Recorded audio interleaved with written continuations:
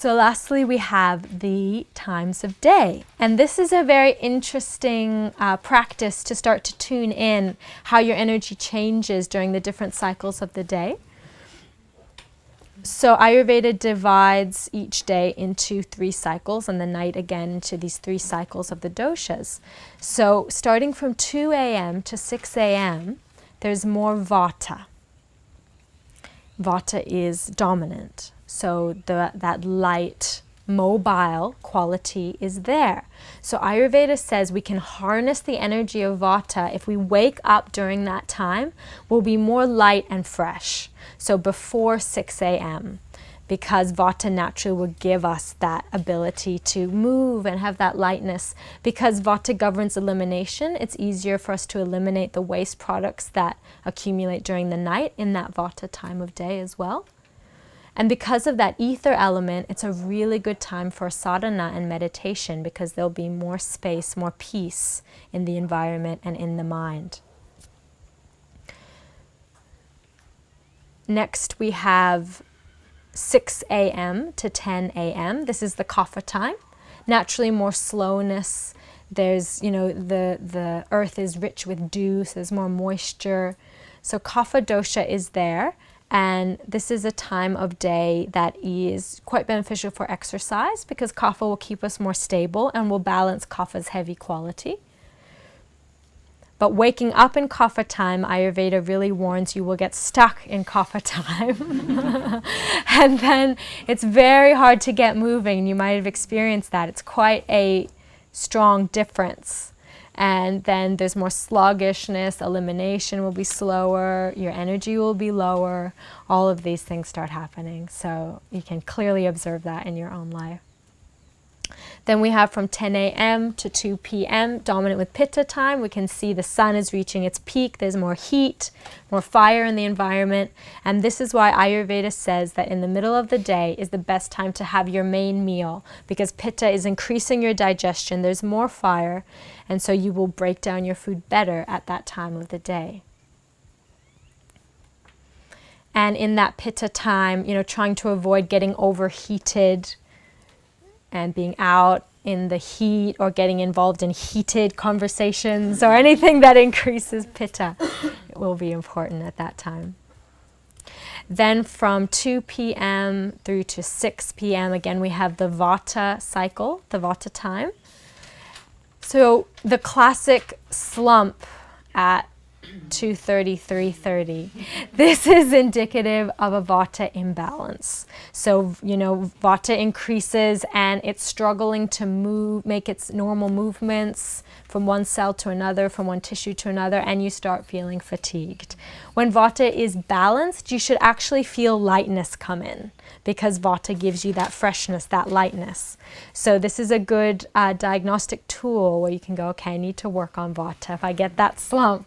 So it is a good idea actually to have a little rest at that time rather than pushing your vata harder with stimulants. So actually taking advantage of that time to help your body rejuvenate a little bit is a good idea. And staying more balanced, more grounded, conserving energy a little bit more to keep vata in the right place. Then from 6 p.m. to 10 p.m. we have kapha time. So naturally things are slowing down, our pace gets slower, but be careful not to sink into lethargy because that will increase kapha, which is already increasing around us. But still naturally, we will be slowing down. Ayurveda recommends a short walk after dinner just to make sure you don't kind of sink down too much at that time. And make sure you do leave a gap at least 2 hours after eating before you go to sleep because kapha will be increased and you won't digest your food properly if you sleep on a full stomach. So that's also an important thing to know. Then we have, again, pitta time starts 10 p.m. to 2 a.m. So why do you think that would be? Does anyone have any thoughts? Digestion? Yep. So there's no sun, right? So we can't link it to the sun, but it is the biggest time for our body doing that repair process while we sleep. So 10 p.m. to 2 a.m., there's a lot of regeneration happening. And again, this is a diagnostic tool. If someone is waking up at that time, especially feeling hot, bothered, sweaty, Pitta is definitely out of balance. So Pitta has increased, and then it will wake you up with the force of that imbalance. So that's also a good tool to look at balancing Pitta.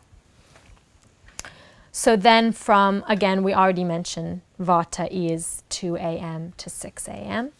And again, waking, at about 2 or 2:30, especially waking with anxiety, dry mouth, etc., indicative Vata is definitely out of balance. So that's the seasons, stages of life, and times of day. So it might kind of seem like there's so much to think about, but just start slowly. It's a slow progression, and it starts becoming quite cellular, and you'll just, you'll start to know, and you'll start to be able to feel and inherently know what to do. And just starting slowly and, utilizing one principle. Okay, I'm going to focus on the times of day and trying to keep myself balanced at the different times of day for a while. Or you might say, okay, in this season, I'm really going to look at balancing this dosha. So take on board one thing perhaps, and then naturally everything is contained within everything else in all true sciences and all Vedic sciences. So naturally, by really grasping even one concept, it will open the door to all the others, and then it will just become a natural way of living for you. And by following these practices, we learn to become healthy and love every season. So, regardless of body type, you will feel that health and that vitality and that groundedness, whatever season and whatever time of day. And so this is, taking away that sensitivity to our environment. And, people kind of think sometimes when they start on this path, I won't be able to do anything. But you actually end up being able to do everything because you get more stabilized, you're more balanced, and you're not thrown around. So the pendulum starts getting smaller and smaller and smaller. Again, it doesn't happen overnight. But with dedicated effort, eventually you do come to that balance, which is a dynamic balance. It's not like I'm balanced, I can forget all of it. You reach that state, and then you have to keep remembering, keep refining, but it does get more smooth, and that foundation is very sturdy, and it doesn't, it's not getting thrown around as easily as perhaps it used to. So it complements our yoga very, very much, and I hope that this knowledge is of benefit to you. Beautiful. Thank you. Thank you.